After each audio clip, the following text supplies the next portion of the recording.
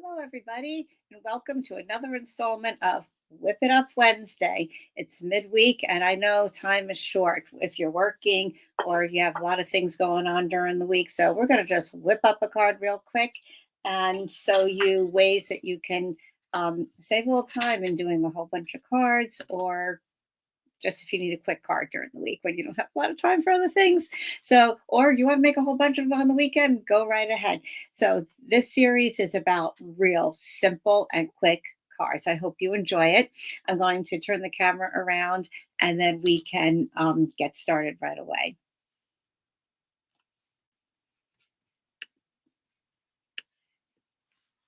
So for this, I am using the Cheers and Sips stamp set that is an online exclusive for Stampin' Up. You can go to the website and click on online exclusives, and you'll see all the things that you can purchase but are not in the catalog. This Cheers and Sips comes with some coordinating designer series paper that is called Celebratory Sips. And you have not just drinks and cocktails, which certainly are fun, especially for summer, but you also have some florals. And I'm going to show you how to use those today. So for this card, you will need to choose a piece that you like both sides of because we're going to flip some of it around and you'll use both sides of it. So let me put the stamp set aside for now and I'll show you what we need. You will need your piece of designer series paper. We'll do the cutting later. Okay, so you're going to start off with 3.5 by 4 3/4. Okay, so I chose this one. It has the fun little cocktails on there or mocktails, whatever you prefer. And then the back side is this fun little polka dot. So that's really going to be very cheery. Then you need your card base, which is typical 8.5 by 5.5, scored at 4 1/4. All right, and then we will have a layer which is 5 by 3 3/4. That's going to leave a nice size border around the outside so that you can see that have that color really show through. Okay, I like sometimes having that thicker border rather than just real little. It depends on what I'm putting on here, but this is going to be a clean and simple card, so I kind of like having that thicker border. So 3 3/4 by 5, and then for the inside we will need that 5 1/4 by 4 because it is a dark colored card and we want some white to be on the inside so that we can write our message to our special person. So we'll put that aside. We'll stamp that later. And I'm going to start with this designer series piece first. So what we are going to do is we're going to actually cut this to make a 3-inch cut from left to right. So right here, I'm going to hold it horizontally and measure at the 3-inch mark. So we'll cut that straight up. Now we're going to cut 2 inches. We're going to cut at the 2-inch mark this way. We do want both of them cut unless you're if you're really careful, you could probably do them both at the same time. But if you want to be extra careful, then just do one at a time. Okay, but I'm going to keep that oriented the way I want it to go. So 2 inches this way. And then 2 inches on this one, same thing. All right, so now we have those. I will just put those aside here to show you where we're at. And then simply flip over the two there diagonally from each other. All right, that makes a really fun card. You can decide which ones you want to flip. You can keep this that way and flip these if you prefer. But I kind of like to have my more focal images to be the bigger piece. And this one is the bigger piece here. So I'm going to flip them back the other way. Okay. And because when you're using your paper trimmer, the blade is pushing down into the paper. Sometimes when you flip it over, you might see that little edge curling. So I like to just take my fingernail or my bone folder and just kind of flatten out the edges so it doesn't look like it's curling up a little bit. It's not a default of the paper trimmer. it's just physics because you're pushing down into the paper. So that's what's going to happen. So it's easily fixed by just rubbing those edges flat. All right, now that's going to go on my 3 3/4 by 5. And we're just going to evenly space them. It's going to leave just a 1/16 inch border all the way around. So I like to kind of lay it out a little bit. And actually, you can put it this way, which is fun, but also another thing you can do. Let me see if I did that on the other. Yeah, okay. Notice that these lines, the horizontal and the vertical, are kind of lining up with each other. What's really fun is to kind of switch these. So I'm going to flip this one around here and this one around here, so it doesn't look quite so even and too straight. I like that it's offset from the other. So whatever way you like it best, it's up to you. So I'm going to glue those down. First, I'm going to slip my silicone mat under there just so that I don't get any glue on my work paper here. The silicone mat is great. No glue will stick to it. If you do get glue on there, it'll just rub off. Okay, so now before I fully commit to the placement of that, I'm going to just measure my other piece here and make sure that I have a good spacing in between. Okay, now I can press that down, and I think this is going to be good. So just this one sheet of piece of designer series paper, 3 1/2 by 4 3/4. You just leave that little border. It's kind of like you're making tiles. But you don't need the grout. Always easier with paper, right? Okay. And then here, I see this is curled up just a little bit because I switched those, remember? So, okay. It looks a little sloppy if you don't straighten out those edges. Just because it's a quick card doesn't mean it needs to be sloppy. Okay, so I kind of have similar border all the way around on that piece of white. And then that's going to go on my colored card base, like so. And look how sweet and cute that is. I am going to hold off on gluing it just yet because I want to put a ribbon around there. You don't have to. You can just leave it as is, put your sentiment on. But I am going to use some of this new faux linen ribbon that comes in all the new in colors. This, by the way, is Strawberry Slush, one of my favorite pinks. I'm not usually a big pink person, but I just love this one. It is very, I don't know, strawberry slush like. And so of course this comes in all the in colors: the cloud cover, darling duckling, timid tiger, and secret sea. So I am going to use this one. I'm going to make a fun little bow on there. So I'm going to wrap it around here. And I'd like my bow to be more on the right side because I'm going to put my sentiment up on the top left. So I think I left enough room for my bow.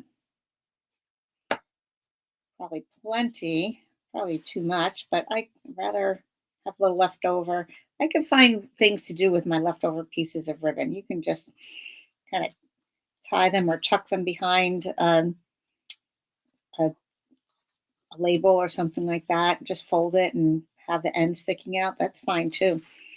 So try to find some uses for that. Okay, again, my bow tying, I've done this with a lot of my videos. Left over the right and bring it under. And now that one's in the downward position, right?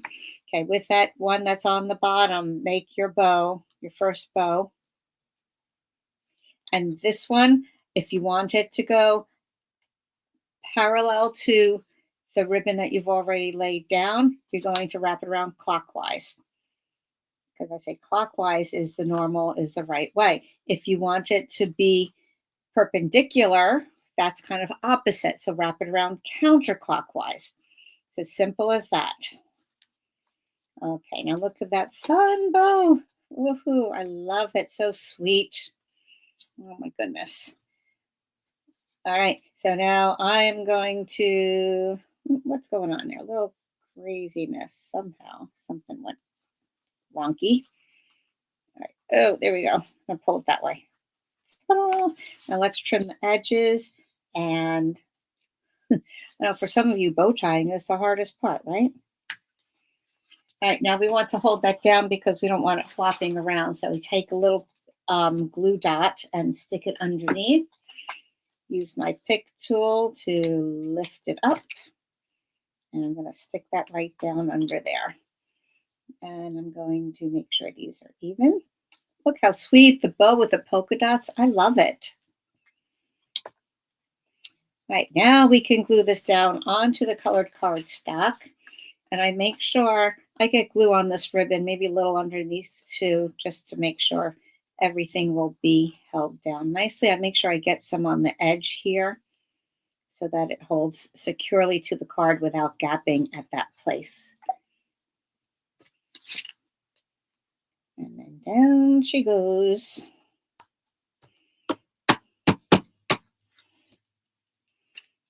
Okay. Now we just make a label, a sentiment. So I am using a piece of scrap paper.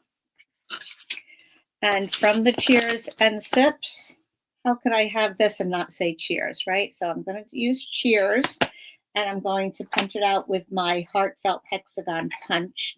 I'm going to use basic gray. Sometimes black is a little too stark for me.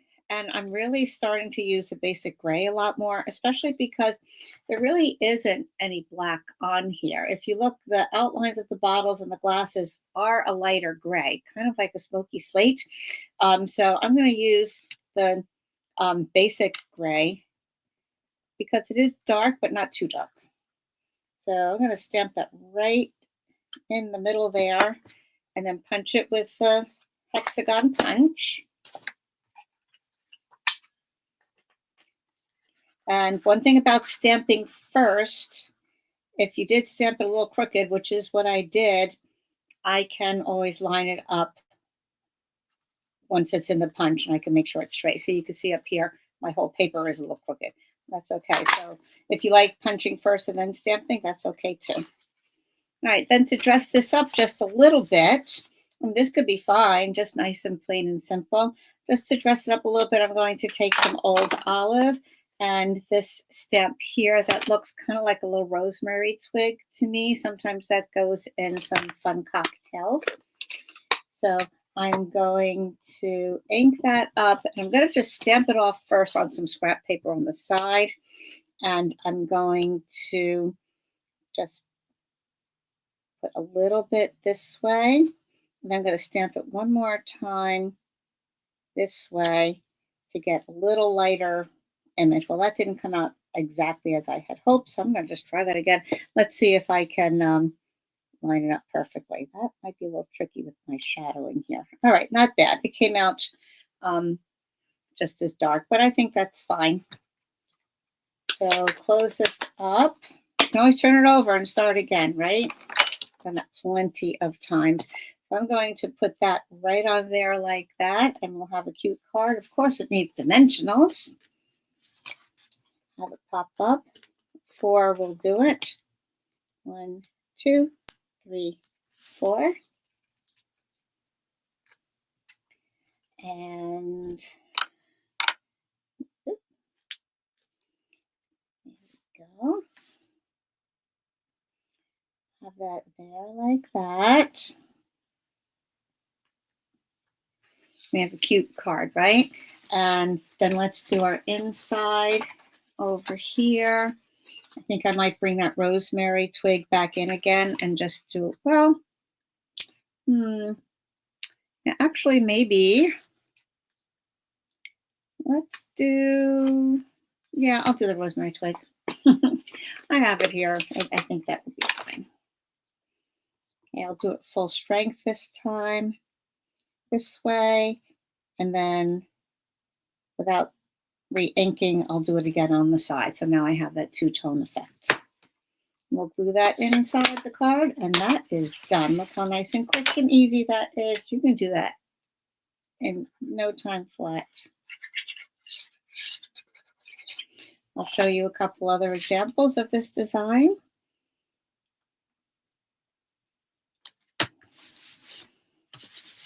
There we go. Quick and easy. All right, so the basic thing is your layers. You want the designer paper to be your 3.5 by 4 3/4. And then your white layer is just the 1/4 inch bigger than that. Okay, so as long as you have those dimensions, it's fine. Remember, you're cutting at 3 inches this way, and then 2 inches the other way. And then you mix and match your little squares, your rectangles, your tiles. Okay, so I was inspired first by this card. This is a card I got a long time ago. I don't remember if I made it or I had it as a swap. I honestly don't remember, but you notice the panels are the same. A little stitch banner over there for the sentiment and a sheer ribbon. So that was what I came across. I said, oh, we should do that one on Whipped Up Wednesday today. And then I used the same Sips and Cheers and Sips, celebratory Sips paper to make these other cards. So this one is Garden Green with, again, the floral paper from that same collection, and it uses the right words. This is a new stamp set in the new 2025 to 26 annual catalog from Stampin' Up! And I use the happy birthday from here. This is a good set to have on hand because you have a lot of different sentiments. So when you're doing something like this, where the designer paper is doing a lot of the work for you and you just want to stamp a sentiment, this is a good one to have handy. It is the rubber stamps, the cling stamps, just to let you know about that. And for this one, I used the Labeled with Love punch. And I added on the label this time, in addition to the white ribbon, I added the 2025 to 27 flat pearls, okay, the in color pearls. So that ties in with the colors on here, the Timid Tiger. Okay, and the ribbon is new with the Woven Textures collection as well. So that one is, it's a very light weave. I think it's just called white ribbon, believe it or not. It's crazy. But anyway, it's perfect. I love the width of that, not too big and not too bulky. So it just tied a knot instead of the big bow. Okay, so that's that one. And also using You're So Kind from this set, I did another one, this time on Berry Burst with paper from the same collection, the celebratory sips. Instead of going with the cocktails, I went with the florals here. And this one, I just love the simplicity of it. There's no ribbon on here, there's no bling, but I do just love that simplistic look. But I was thinking, if somebody is really anxious to put some bling on there, I thought these strawberry slush pretty in pink gems would be the perfect match. And these are online exclusives as well. So I am going to make another one that's just plain and simple like that. But see, these have sort of an ombre effect. So you have some darker ones to medium and lighter ones over here. And then you have some clear. So those are really fun. I might just try these medium ones here. So you can use the point, or you can use the putty end. You know what? I am thinking, and I tend to do things in triangles, like 2 here, 1, 2, and then 1 over here. But I'm thinking maybe just 3 in a row over here might look kind of nice. So let me see how that looks. 1, 2, just as another option. 3 to kind of balance it out a little bit. Okay, so that I think looks really pretty. So those are your options for Whip It Up Wednesday. I hope you have a little time to whip up a card as well. And don't forget to send it. Okay, the person that receives it would be very thankful, I'm sure. And they don't have to know how long it took you to make it. Okay, so I hope you're inspired by this card and I hope you try some yourself. Okay, bye bye. See you next time.